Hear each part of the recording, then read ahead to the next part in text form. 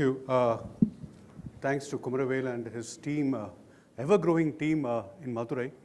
My relationship with Madurai is very, very long. As Dr. Thirumalai Kozhindra Subramaniam used to call me, he used to call me Madurai Maapillai because my wife is from here. So that's how old the relationship is. Let me talk about diabetes from a different perspective. This slide, many of you who've listened to me over, I'm going to come down and talk. This slide, many of you who've listened to me over the years have seen I have not changed it for the past 15 years. The 6 paradigms of why we have diabetes. More frequent food, change in the quality of food, processed food, more light, less sleep, disturbed sleep, change in the circadian rhythm, less physical work, more sedentary time, more screen time, and of course all of these. To quote a modern, many of us here are very old, including me. But if you look at what the younger generation talks, you will find a word called FAFO. The first word is a 4-letter word. The second word is around. And the third and fourth words are find out, which is exactly what has happened to us. The last 100 years, we have FAFO'd the nature, and nature has rewarded us with metabolic disease, right? This is my new definition of diabetes and obesity. Metabolic dysfunction and obesity and diabetes are the consequence of an inability to optimize energy processing, storage, and utilization. I'll tell you why I have come up with this definition, because I think it's time to relook at it from this perspective. We have chased genes for a very long period of time, and these genes don't fit, right? What we need to do is look at this. If you look at diabetes as a fuel processing disease, think about any fuel as the right amount, at the right kind, the right time. This is the Taittiriya Upanishad that says, Sava Esha Purusho Annamayaha. Our body is made up of food. And if you abuse food, you get diabetes or obesity. We'll talk about it. Now, before we understand the metabolism, it's also important to understand that what our body is built for. It is built for scarcity, meaning energy is not readily available. Whatever you take, you use efficiently, and the rest is stored for a later day. This is the way to think about energy. But this is new, right? We are not doing. So how have we abused this? One, giving it too much to store. Second, normally the excess is stored. Second, we think the body belongs to us. There are 1 trillion bacteria that actually think the body belongs to them. They eat your food first, they process it, and they give you something to eat and store. If it is unfamiliar to the microbiome, then they revolt. The second thing that has happened. The third is that because our body needs repair, there is a time when food is used and consumed, and there is a time for the body to repair itself. This is the circadian partitioning. You play with all 3 of these, you get obesity and diabetes. Simple? So, if you eat food that is in excess, unfamiliar to the microbiome, or circadianly misaligned, it overwhelms the body's ability to process the food. It overwhelms the storage. When it overwhelms the storage, you get ectopic fat, you get inflammation, you get MASLD. If it overwhelms processing, it causes cellular dysfunction. The cellular dysfunction leads to metabolic dysfunction. The metabolic dysfunction leads to system and organ dysfunction. Ivladhan diabetes and obesity, nothing more, right? Think about it. It's as simple as that. The story always starts with mitochondria. Why? It starts with the mother. Our mothers give us 2 things. That's why, don't call me misogynistic, but mother's food is the most nourishing. The wife's a little after that. Right? The husbands, never. Why? The mother gives us two things. One is mitochondria. There are only 4 reported cases in the world of paternal mitochondrial DNA inheritance. The sperm has no mitochondrial DNA.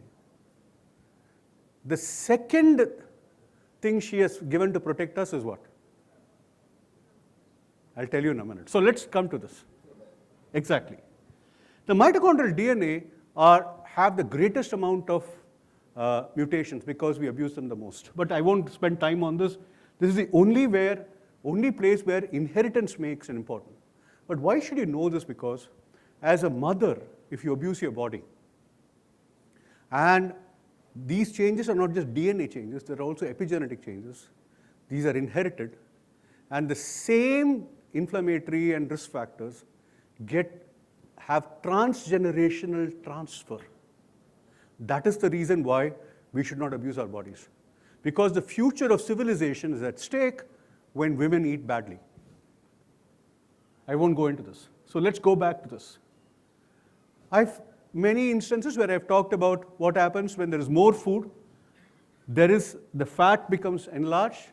There's insulin resistance in the fat. The mTOR pathway is affected. It calls for MCPs, not men, but monocyte chemoattractant protein. That causes a jugalbandi in the abdomen.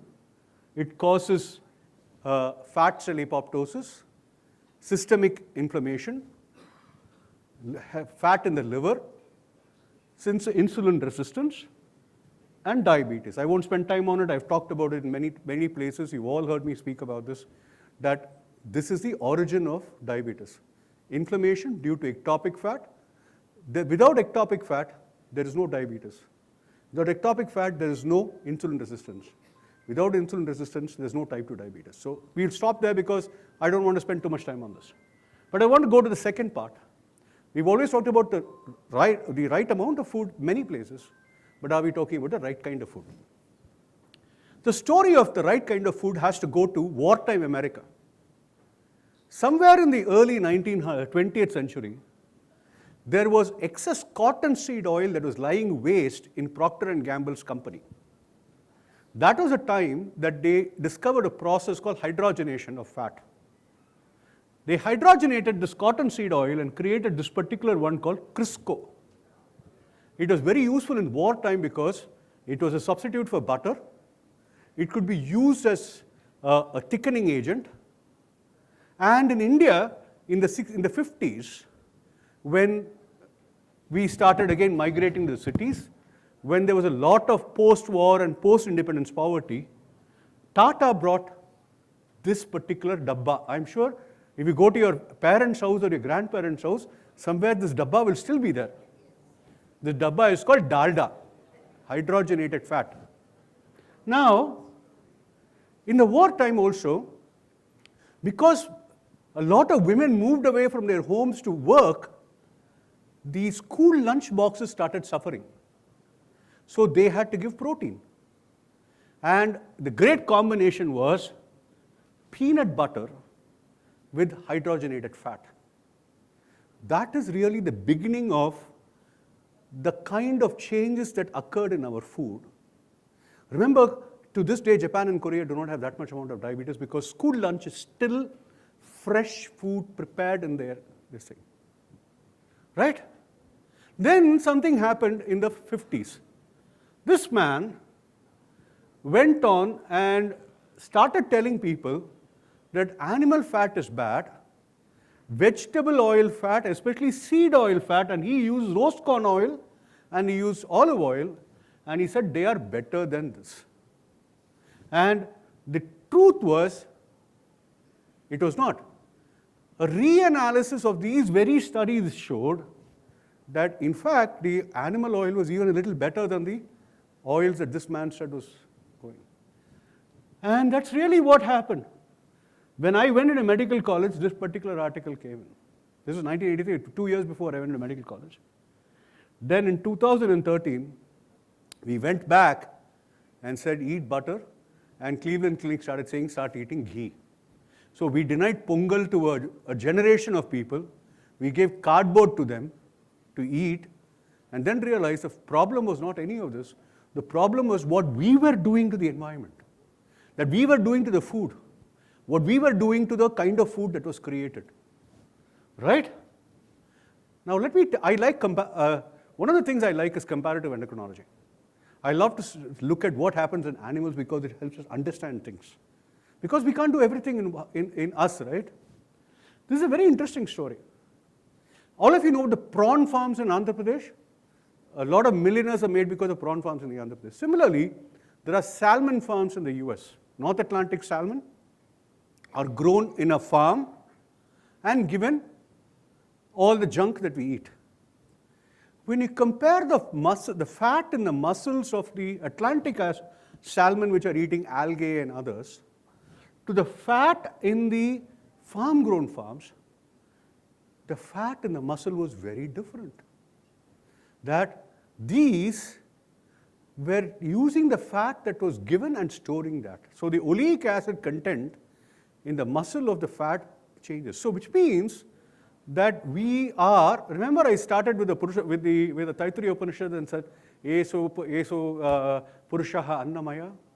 We are the food we eat. We become the food we eat, right? Here is the story that we now know. If we eat processed food, which is what many of us do, anything out of a packet that has more than 3 ingredients added to it is processed food. There's a greater amount of diabetes. Please be aware of the NOVA classification, but all the things your kids like, sauce, ketchup, Maggi, what else do they eat? I'll add biryani to it because it is ultra processed. But let's come to this. But anything that they eat, and the biscuits, the trans fatty acids, they're all processed. Higher incidence of diabetes. So it's not just that our food has gone up, the quality of our food has gone up. And I'll show you that the food that we are eating is not familiar to our microbiome. Now, just to tell you what has happened. Now, there is a second part of the story. Somewhere in the 90s, remember this idea of corn oil and others being better than vegetable oil? The cardiologists started saying, ghee is bad, nallanne is bad, and what did they say? Have sunflower oil. Correct? How many of you started taking sunflower oil in your house? How many of you still taking sunflower oil? Refined oils? Ilya? Paravaliye. Look at the incidence of diabetes going up from the 90s has got to do with seed oils. The saturated fat that we were thinking about really has not increased with the diabetes incidence, but the seed oils. Why is it increasing it? Because of something we are doing to it. We do 3 things to these oils. Remember, the nallanne that you take is edible without any change. The coconut oil that you take is edible without change. In fact, it has medium chain triglycerides, which means it produces ketone bodies. It's actually good for you. So you put it in your avial, it's actually nice. But they don't like it because they want to sell their oil. So when they try to sell their oil, remember extracted seed oils are not edible. 3 things are done to them. They are refined, they are bleached, and they are deodorized. Refining, the first thing is degumming. It removes the gums. It also removes brain critical things like choline and phospholipids. It's deacidified, removes vitamin E and antioxidants. It's bleached, removes phytosterols. It is dewaxed, it removes saturated fatty acids. And lastly, it's deodorized, basically chemical. Now, why is this important? When you take these oils, these PUFAs or polyunsaturated fatty acids, they create a very interesting phenomenon in your mitochondria called the Warburg effect. What the Warburg effect is exactly what happens in cancer cells. Cancer cells and their fibroblasts, they fool the thing to think that it reduces the insulin resistance in that particular cell. The brain starts, and therefore, more and more glucose comes in. This is called aerobic glycolysis. The metabolism of these cells change. The brain senses hypoglycemia. The peripheral cell in the pancreas that have hyperglycemia. Insulin is made more, hyperinsulinism occurs, and the metabolic changes with diabetes are occurring. I'm not saying this is the only thing that's happening, but this is also happening that can be reversed. Right. In India, there's one more crisis, palm oil. Except Kovai Annapurna snacks, every other snack in Tamil Nadu that is got in a packet is made from palm oil. The cheapest, Haldiram's, A to B, I hope A to B owners are not here. Everything is made with palm oil. Why am I worried about? One, causes inflammation. Second, the inflammation, right? Third, when you heat palm oil, it becomes unstable. And remember, when these snacks are made, they are heated for 6 to 8 hours. And they actually cause deposition of the same. Why is all of these a problem? That's because of the second protection your mother has given you. Even if you were delivered by a C-section, your mother, just like, when you go somewhere, she says, "Saapadu eduthuko kolande, shall I pack a lunch bag for you?" If you're going abroad, she will pack murukku in your thing. She packs these microorganisms for you to protect you for the rest of your life. But if these microorganisms depend on her food, her mother's food, they are maternally inherited. Just like in C. elegans, epigenetic changes persist for 14 generations, right? So these, through fermentation and deconjugation, are protecting you. J.K. Rowling, love is powerful as your mother's, leaves its own mark. To have loved so deeply, even though the person who loved us is gone, will give us some protection forever. Your microbiome is exactly that. So we did the first work on gut microflora in Tamil Nadu, in India many years ago, but I won't go into this. And in fact, this is one of our most cited articles. Right now it has something like 75 to 80 citations. But what these do is, when you eat food that is not familiar to the microbiome, they cause problems. Not only that, your microbiome is responsible for your fat distribution. They can determine whether you need to have android fat or gynoid fat. Also, I won't get too much into detail. Through 3 mechanisms, they regulate our diet. One is through this receptor called the FXR receptor. This is where the bile salts work. The second receptor is the HDAG receptor, which is how it maintains epigenetic changes. The third is the TLR receptor, through which it mediates inflammation. They function as preprocessors. They function as bellwethers for inflammation. You play with them, you play with everything. I'll give you an example. If you eat ultra foods, if you eat ultra-processed foods, which is less in fiber, what happens? Carbohydrate resistance starts insulin resistance starts right in the microbiome. I'll give an example of Akkermansia. Akkermansia is a very important microbiome that we have. If you eat sufficient amount of fiber, it forms a mucinous protection in the gut. If you eat ultra-processed sugars, that protection is lost and it promotes ulceration, right? So playing with the microbiome is the worst thing that we can do. I won't get into it, I don't have much time, but just remember that this is associated with this. I told you about eating. Lastly, I won't spend time on this because I don't have time. I've talked about this in many places, eating at the right time. Our original work is this, where we showed that if you have a night shift in rats, can you see? This is a rat on normal shift, a rat where the daylight is reversed, a rat where you put a night shift. What really happens is, here it's a change of obesity. Here there's pancreatic necrosis. This is mediated by a protein called BMAL1. I was looking at FOXO when we tried to do this, but really it's BMAL1. Why is it this is happening? There is a very, very old relationship between light, food processing, and mitophagy.